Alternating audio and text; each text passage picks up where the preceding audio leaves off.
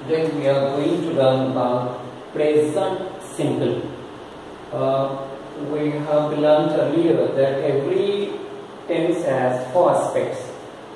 आज हम एक टेंस पढ़ने जा रहे हैं, नाम है प्रेजेंट, और उसका एक एस्पेक्ट फॉर्म पढ़ेंगे जिसको हम सिंपल कहते हैं। ये बहुत इंपॉर्टेंट चीज है। आप कोई भी सेंटेंस को लिखेंगे तो उसमें दो चीज होना जरूरी है, एक सेंस, दूसरा टेंस। अगर टेंस है सेंस नहीं है तो वो सेंटेंस नहीं है। अगर सेंस है टेंस नहीं है, या टेंस है सेंस नहीं है, दोनों से एक नहीं होगा तो वो सेंटेंस नहीं होगा। ये हम पहले डिस्कस किए हैं। तो एक सेंटेंस को लिखते समय हमें दो चीज का ध्यान देना है। एक फाइनाइट वर्ब को एक कंजुगेशन फॉर्म से लाना है, प्रेजेंट या पास्ट से, और उसमें नाउन प्रोनाउन को सब्जेक्ट करना है और कुछ वर्ड्स मिलाना है, तब वो सेंटेंस लिख सकते हैं। और मन से कोई भी सेंटेंस हम लिख नहीं सकते, क्यों? उसका सेंस होना जरूरी है, मीनिंग होना चाहिए। तो आज एक इम्पोर्टेंट चैप्टर हम पढ़ने जा रहे हैं, प्रेजेंट सिंपल। ये सबसे इम्पोर्टेंट एस्पेक्ट है। क्यों? इसीलिए कि जब भी हम कोई प्रेजेंट सिंपल एस्पेक्ट में सेंटेंस लिखते हैं, हम अपने मन से कुछ लिख नहीं पाएंगे। इसके कुछ रूल्स हैं, उसको ध्यान रखना है। एक पहली चीज है, जब भी हम प्रेजेंट सिंपल सेंटेंस लिखेंगे वो एक नेचुरल ट्रूथ या जनरल ट्रूथ या यूनिवर्सल ट्रूथ होना चाहिए। इसके अगेंस्ट में हम कोई भी सेंटेंस नहीं लिख सकते। दूसरी बात, ये पर्सनल हैबिट होना चाहिए, उसके अगेंस्ट में आप सेंटेंस नहीं लिख सकते। और ये साइंटिफिक फैक्ट होना चाहिए, ये कस्टम में होना चाहिए, ये ट्रेडिशन एक्सेट्रा, इसी तरह का चीज लिखेंगे।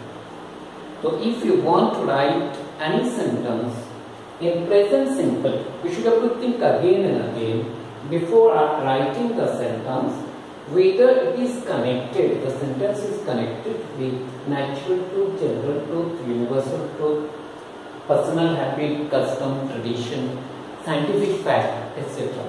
If the sentence go against such things, we can't write.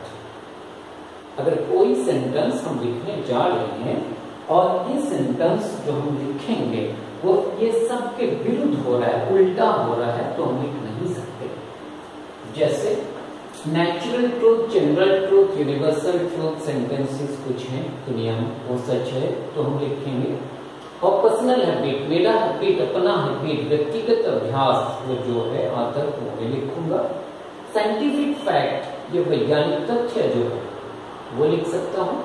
Custom, जिसको हम प्रथा कहते हैं, जो सब मिल के एरिया के लोग या पूरी दुनिया के लोग सब मिल के करते हैं, वो कस्टम है। और ट्रेडिशन जो हमारा परंपरा है, इसके खिलाफ, इसके अगेंस्ट में हम सेंटेंस लिख नहीं सकते। कुछ एग्जाम्पल हम लेते हैं। वी ईट राइस, ये एक सेंटेंस है। अब ये टेंस बता रहा है, ईट वी सब्जेक्ट है, ईट एक वर्ब है, ये टेंस बताया, ये फाइनाइट वर्ब है, ये टेंस बता रहा है आपका प्रेजेंट। तो हम बोलेंगे ये प्रेजेंट टेंस में ये सेंटेंस है। और ये एस्पेक्ट क्या है? सिंपल है। कैसे पता ये सिंपल है? ये एक पॉजिटिव सेंटेंस है और इसमें ईट एक मेन वर्ब है और यही ईट एक फाइनाइट वर्ब है। क्लियर हो गए?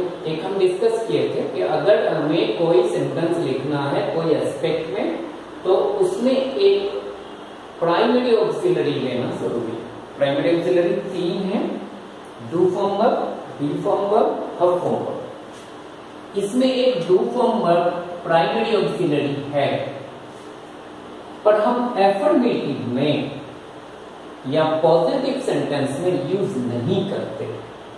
क्यों नहीं करते? हम डिस्कस करते हैं। वी ईट का मतलब है वी डू ईट, इसको याद रखना है। वी ईट का मतलब है वी डू ईट। अगर कोई वी डू इट लिखे तो भी करेक्ट है। क्यों? प्रेजेंट सिंपल में एक ऑक्सिलरी वर्ब का होना जरूरी है। ये डू यहाँ पे ऑक्सिलरी वर्ब प्रेजेंट सिंपल में प्राइमरी ऑक्सिलरी से हम लाएंगे। क्यों? ये प्रेजेंट सिंपल है। अब ये हटा क्यों, इसको हम बाद में डिस्कस करेंगे।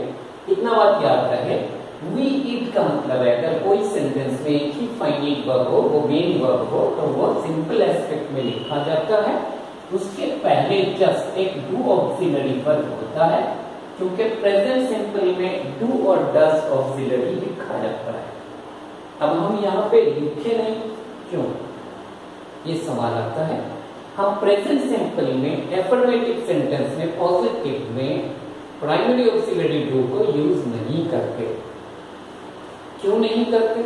इसीलिए याद रखना है, अगर मैं बोलूं वी ईट तो हम बोलते हैं वी डू ईट, ठीक है। अगर मैं बोलूं we write, we do write, clear हो? अगर मैं बोलूं वी डू तो वो हो जाएगा वी डू डू। कितना डू हो गया? 2 डू। इसमें पहला डू ऑक्सिलरी है और दूसरा डू मेन वर्ब है, इसको याद रखना है। तो यहां पे एक प्रॉब्लम हुआ, जब हम 2 ऑक्सिलरी और मेन वर्ब के रूप में 2 डू लाए, तो हमें यहां पे एक प्रॉब्लम हुआ, सुनने में बोलने में अच्छा नहीं लगा। I do do, he does do, we do do, they do do, ऐसे अच्छा नहीं लगा। तो भाषा क्या है? What is language? जो सुनने में, बोलने में, पढ़ने में, लिखने में अच्छा लगे। तो ये 2 डू सुनने में, बोलने में अच्छा नहीं लगा, इसीलिए बीच का जो डू है एफर्मेशन में वो हट गया। क्लियर हो गया? प्रेजेंट सिंपल में हर सेंटेंस में एक ऑक्सिलरी प्राइमरी डू और does third person singular number में है, पर हम लिखते क्यों नहीं? इसीलिए नहीं लिखते कि अगर बोलने में 2 डू आए, डू एक मेन वर्ब के रूप में आए, तो हमें बोलने में, पढ़ने में, सुनने में अच्छा नहीं लगता। इसलिए हम भाषा को ठीक करने के लिए यहां से ऑक्सिलरी वर्ब एक डू जो है, वो डज जो है, उसको हटा दिए हैं, पर उसके अंदर वो है वी ईट का मतलब है वी डू ईट। अगर कोई बोले वो बिल्कुल सही है, गलत नहीं है, क्यों? डू उसका एक ऑक्सिलरी। अब आप सोचिए हम नेगेटिव कैसे करते हैं? तो नेगेटिव करते समय हम एक नॉट बिठाते हैं। अगर कोई भी एस्पेक्ट में हमें नॉट यूज करना है तो उसमें 2 वर्ब चाहिए, एक नहीं, मिनिमम 2 चीज, एक ऑक्सिलरी होना और एक मेन वर्ब होना। अगर ये नहीं है तो आप नेगेशन नहीं कर सकते।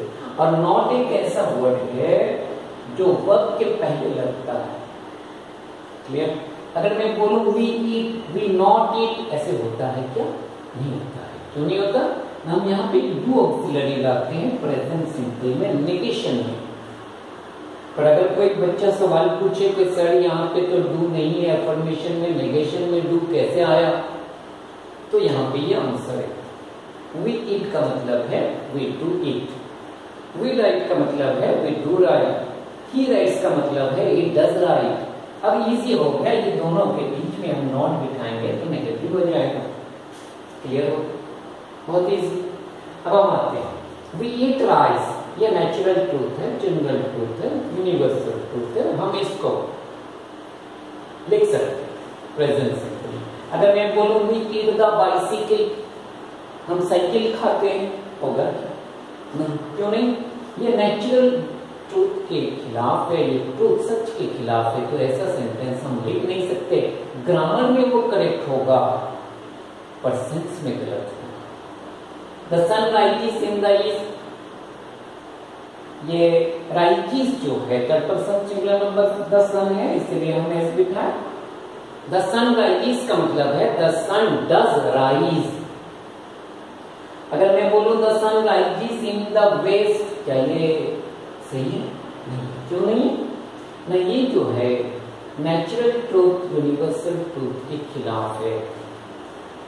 The sun rises in the west, ये खिलाफ है, विरुद्ध है, अगेंस्ट है। तो ये करेक्ट है, the sun rises in the east. क्यों? ये यूनिवर्सल ट्रूथ, नेचुरल ट्रूथ है। I ride the bicycle, I ride means I do ride, यहाँ पे एक ऑक्सिलरी टू है। और आई राइड द बाइसिकल, ये मेरा हैबिट है। अगर मैं साइकिल नहीं चलाता हूं तो मैं ये सेंटेंस लिख नहीं सकता, याद रखना है। I ride the bicycle means मैं साइकिल चलाता हूं, it is my habit, so this sentence is correct. Oil floats on water, तेल पानी में भासता है, फ्लोट करता है, ये साइंटिफिक फैक्ट है, सो इट इज करेक्ट। अगर मैं बोलूं वाटर फ्लोट्स ऑन ऑयल, क्या ये करेक्ट है साइंस? नहीं। तो ऐसा सेंटेंस हम लिख नहीं सकते, चाहे ग्रामेटिकल करेक्ट हो। So before writing any sentence in present simple, we should have to think about something. They are natural truth, personal habit, scientific fact, custom, tradition, etc. So we celebrate Christmas on December 25th. 25 दिसंबर में हम celebrate करते हैं Christmas को। अगर मैं बोलूं we celebrate Christmas on January 1st, होगा क्या? नहीं होगा, सेंटेंस करेक्ट होगा, पर ये कस्टम के खिलाफ है। ये प्रथा नहीं है कि हम जनवरी 1st को सेलिब्रेट करें क्रिसमस, ठीक है? तो ये sentence we celebrate means we do celebrate, oil floats means oil does float, we celebrate Christmas on December 25th. This sentence is correct because it is connected to custom. ये हमारा प्रथा है। Next, we greet each other while meeting. जब हम एक दूसरे को मिलते हैं तो ग्रीट करते हैं, नमस्ते करते हैं। क्यों? ये हमारा ट्रेडिशन, परंपरा। तो ये we greet means we do greet। ये सेंटेंस करेक्ट है, क्यों? It is a tradition। तो बार बार याद रहे। हम अगर बोले we do not greet each other while meeting, ये सेंटेंस गलत होगा कि ये हमारा ट्रेडिशन नहीं है। सो याद रखना, कभी भी प्रेजेंट सिंपल सेंटेंस लिखेंगे तो आपको याद रखना है कि वो सेंटेंस जरूर ये सबको टच करता होगा। बहुत बहुत धन्यवाद।